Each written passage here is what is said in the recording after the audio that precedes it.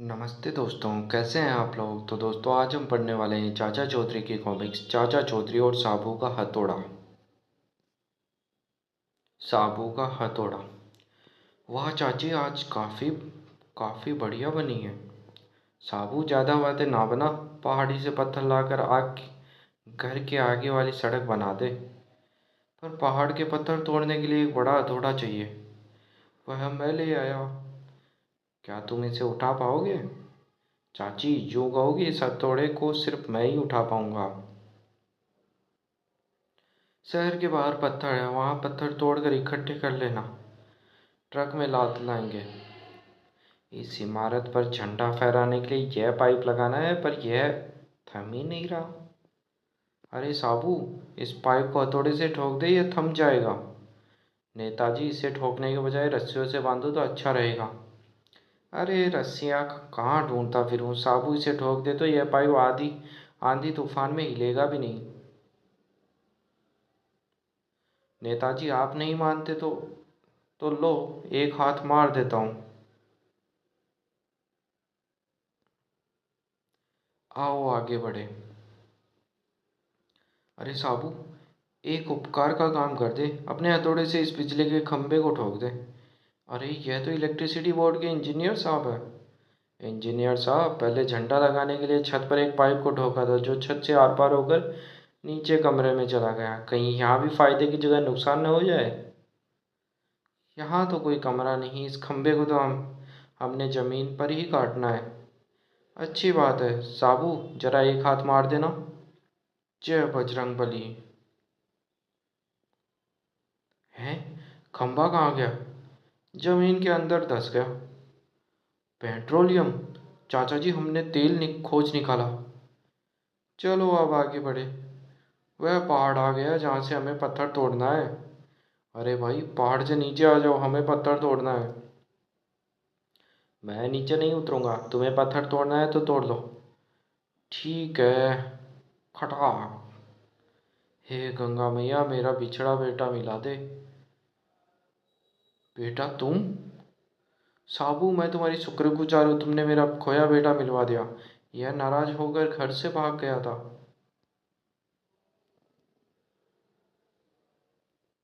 बोनजो के सितारे। चाचा जी, बोनजो नामक किसी आदमी ने चिट्ठी लिखी है, जिसमें लिखा है हमारी किस्मत के सितारे आज गर्दिश में हैं। और क्या लिखा है चिट्ठी में? आगे लिखा है हमारी किस्मत बोनजो के हाथ में है। हम उसे यदि 10,000 रुपये दे दें तो हमारा मुकद्दर बदल कर ठीक कर सकता है। साबू, कोई किसी की किस्मत न बना सकता है न बिगाड़ सकता है। तो फिर वह बोंजो कोई सरफिरा लगता है। बिल्कुल, हमारी किस्मत हमारे हाथ में है। नहीं, तुम्हारी किस्मत बोंजो के हाथ में है। 10,000 रुपये निकाल कर जमीन पर रख दो, नहीं तो। नहीं तो क्या? मैं तुम्हारे खोपड़े उड़ा दूंगा और सिद्ध कर दूंगा तुम्हारे सितारे सचमुच गर्दिश में थे। चूहे, तूने यह कहकर अपनी किस्मत डुबो दी। लंबू, मुझे नीचे रख दो। आह, लगता है आज मेरे ही सितारे गर्दिश में थे, जो पहाड़ जैसे आदमी से उलझ गया। गुलाम।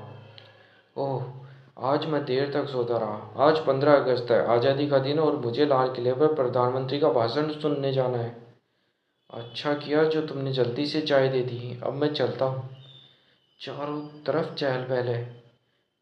क्यों भाई, आज तो आज़ादी का दिन है, हर कोई छुट्टी मना रहा है। तुम क्यों पत्थर तोड़ रहे हो? चलो लाल किले चलें।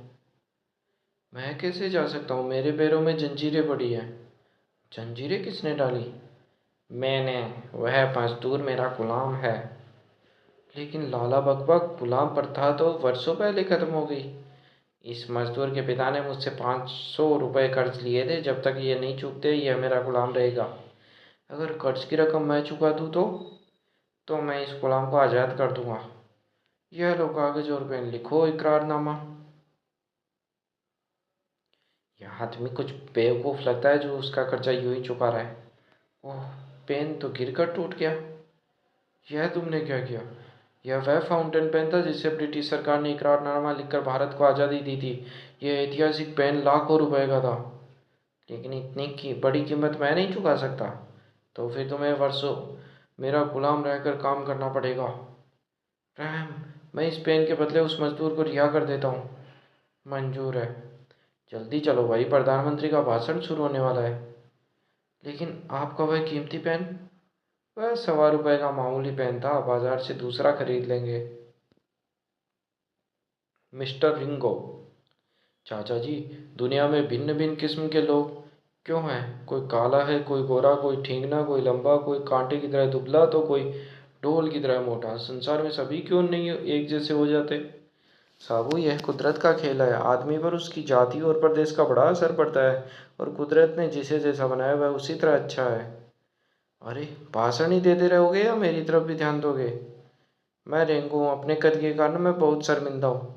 क्यों?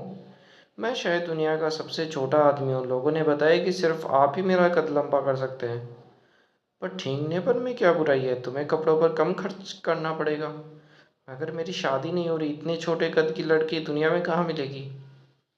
ठीक है, मैं अंदर से लोहे की पत्तियाँ लाता हूँ। तुम्हारे पैर जमीन पर फिक्स कर दिए जाएंगे, फिर साबू तुम्हें खींचकर लंबा कर देगा। मैंने पेच कस दिए हैं। साबू, बाकी काम तुम्हारा है।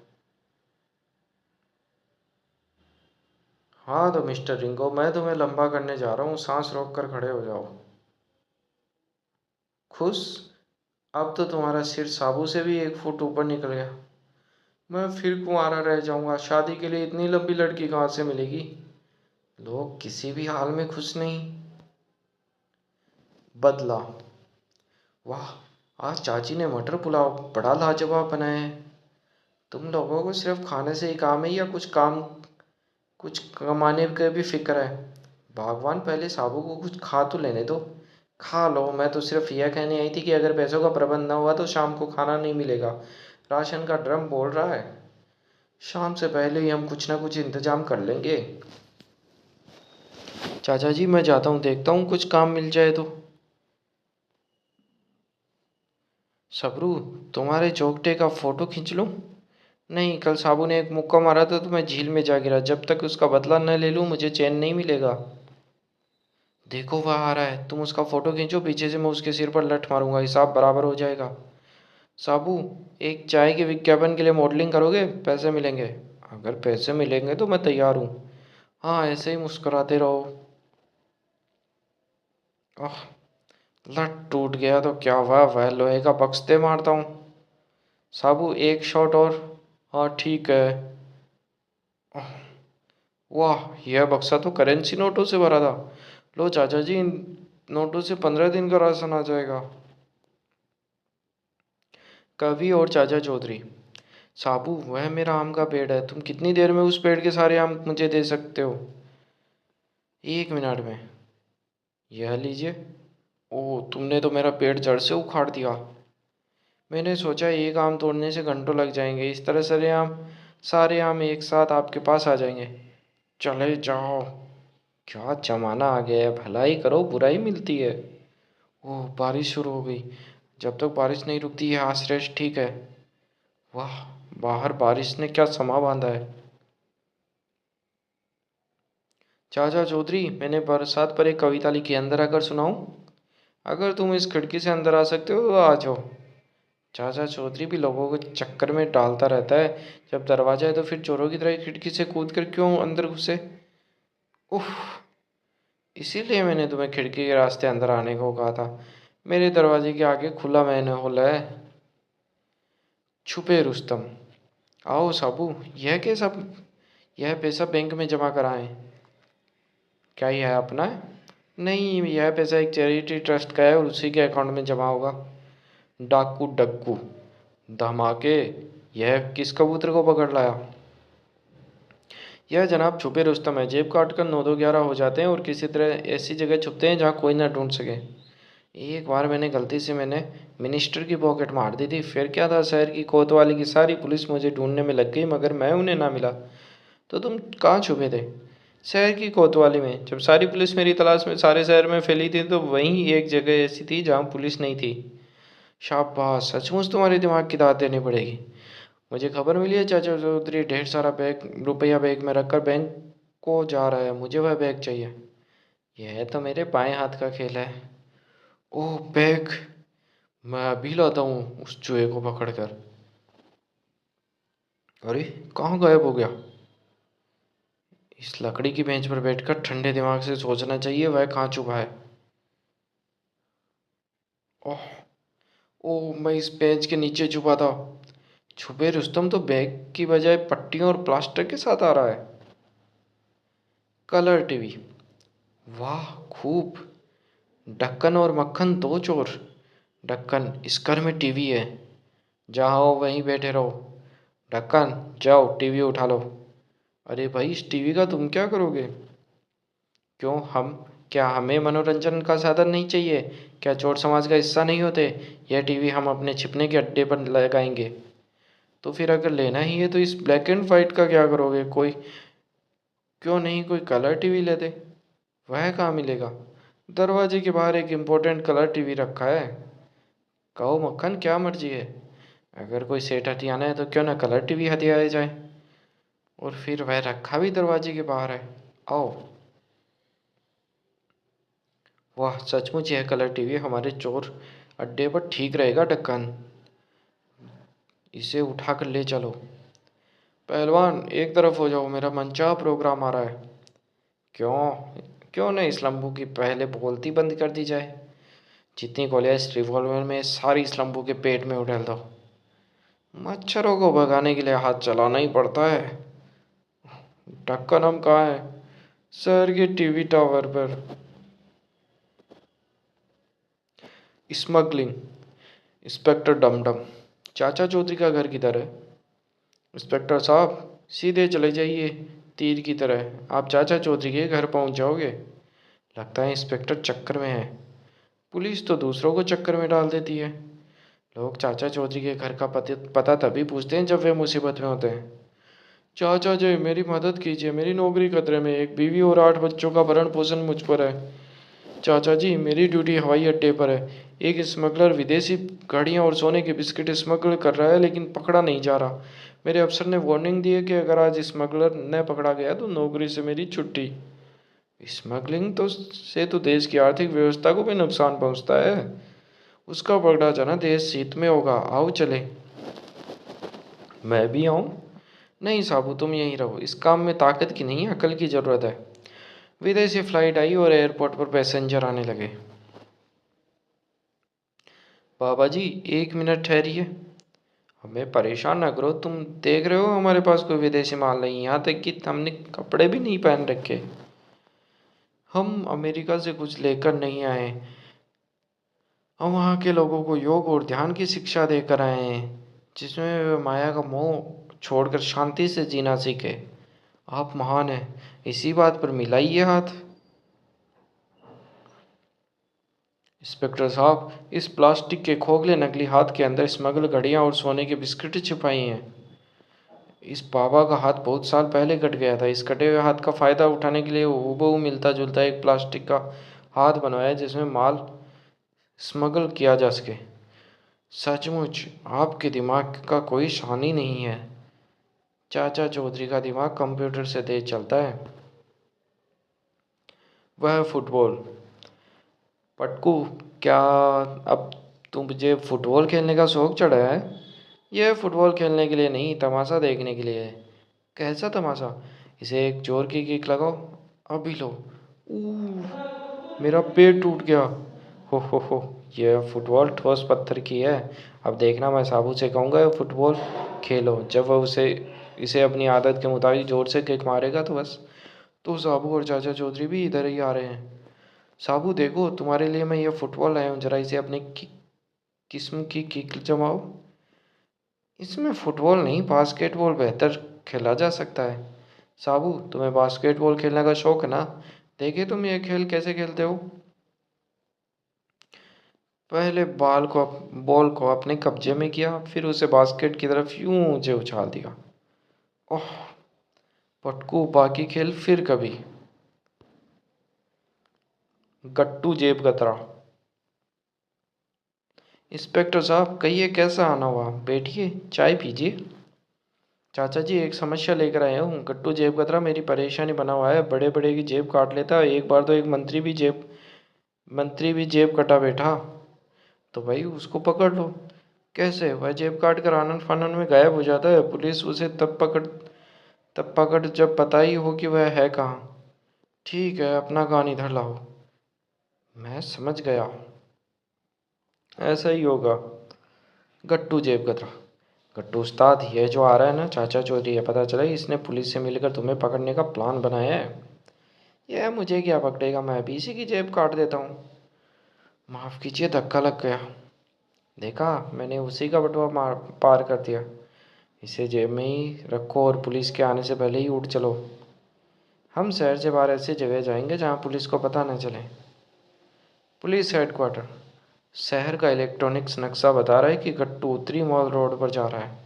उत्तरी मॉल रोड की तरफ चलो जल्दी। पुलिस हमें कैसे पता चला कि हम यहाँ हैं? गट्टू, वह बटुआ जो तूने चाचा चौधरी की जेब से पार किया है, निकालो। मेरे बटुए में एक छोटा सा ट्रांसमीटर था, इससे तुम जिधर जाते थे पुलिस कंट्रोल में रखे इलेक्ट्रॉनिक्स नक्शे में अंकित हो जाता था। साबू का चौका। चाचा जी आओ क्रिकेट खेलें। साबू, क्रिकेट तो खेलेंगे लेकिन यहाँ नहीं, शहर से बाहर। शहर में क्यों नहीं? तुम्हारी बॉल से जो खिड़कियाँ के शीशे टूटेंगे उनका हर्जाना मुझे भरना पड़ेगा। क्रिकेट के लिए यह जगह उपयुक्त है, कोई मकान है नहीं, इसलिए कोई चीज़ टूटने का सवाल नहीं उठता। साबू, तुम्हारे साथ खेलने में एक मुसीबत है, लंबी दौड़ें लगानी पड़ती है यार। थोड़ी देर दूरी पर।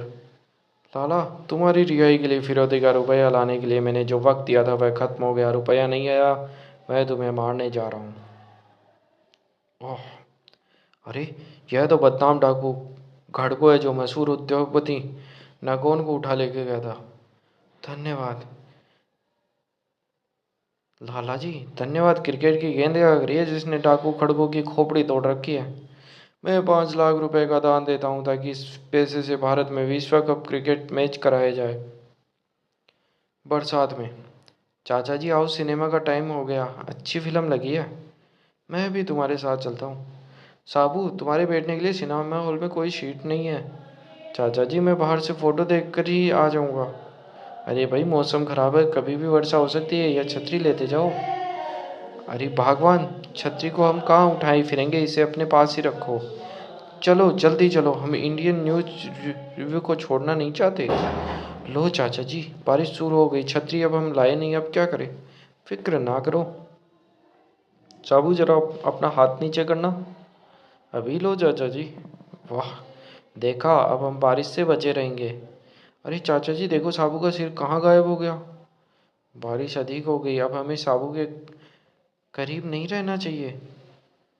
वाह, देखो कुदरत के नज़ारे, ऊपर सूरज की सुनहरी धूप और नीचे मूसलाधार बारिश। उसका सिर बादलों से ऊपर निकल गया। अरे चाचा जी, आप तो यूं ही परेशान हो रहे हैं, साबू हमें बारिश से बचाता हुआ ले जाएगा। चलो भाई साबू, हमें बचाते हुए जरा सिनेमा हॉल तक ले चलो। अच्छी बात है, आप मेरे हाथ के नीचे नीचे चलो। वाह, मज़ा आ गया। तभी कीचड़ में साबू का पैर फिसला। ओह, दीपू बचो। बाप रे, हम साबू के नीचे दब गए। मैंने तुम्हें कहा था ना कि अब साबू के करीब खड़ा होना मुनासिब नहीं। अरे भाई साबू उठो।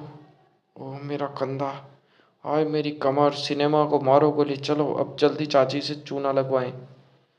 डाकू बब्बर सिंह।